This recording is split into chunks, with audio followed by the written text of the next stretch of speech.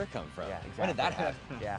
Somebody was yelling that last night. He was like asking me like specific questions. Like, I'm on a stage trying to sing songs in front of thousands of people, literally. And he's barking questions. I'm like, oh man. Like what kind of questions? I don't know, nothing. Like math something questions? about hair.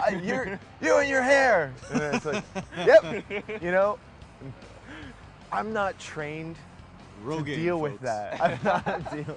Yeah, like, we should get Rogaine to sponsor. You know, make up some product. Did a hell of a job. You could get Rogaine and that masturbation tool to like do a co-sponsorship thing. That'd be awesome. Rub your temples with finger 11 while rubbing. If I went to Rogaine, I'd be like, look, I got my hair back. They'd be like, yeah, okay, run along, little boy. Thing. Yeah, you know it's supposed to. Ah, never mind. You go get him, Tiger. Obviously, you guys are huge music fans. What do you love about being musicians? Well, I guess playing the music would be ultimately. I don't mean that facetiously, even though I can tell by my smirk that it looks like that. But yeah, The sarcastic tone. Obviously, playing the music, sir. But the job is basically kind of like keeping the band together and waiting around and making sure everything happens. And the privilege of doing all that is playing guitar or doing what it is you do. And so that's easily the best part. Even though I would never say we have a hard life. You're tolerating a lot of things that you wouldn't put up with if there wasn't this prize at the end, which is playing your instrument. We got to be careful to keep the bitch session to a minimum. But well, that's what I'm saying. Yeah, I'm not being bitchy. More so as just how much the playing of the show at the end of the day is. You'd really put up with pretty much anything all day to do it. No, but I mean, yeah, save. Not even to your point. Not even to your point. Those are all valid things, but you know, I got a list, man. I mean, you don't get any real sleep on the road. You miss your family. You're away. We've been away all year, man.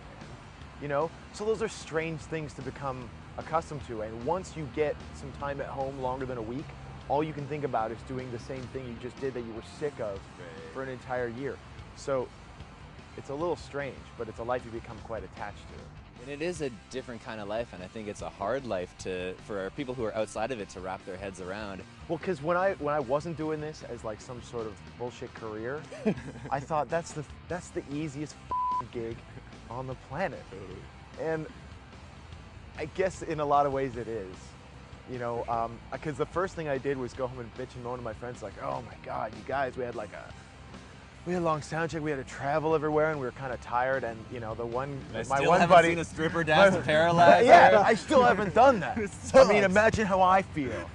I got a list I haven't checked out. And you know, these guys are working like really hard, 9 to 5 customer service jobs, and they're like, you know what, Scott, you, you, man. It's true. You know, in a nicer way than that. And so it's nice to get a reality check sometimes. Totally. Just photos of like Floyd the Wall live stuff. You're just like, man, one day I want to do something like that, like a big ass show. So we're here. Hopefully it's as good as that. Oh mercy. Yeah, hopefully become immortal and rock and roll gods tonight.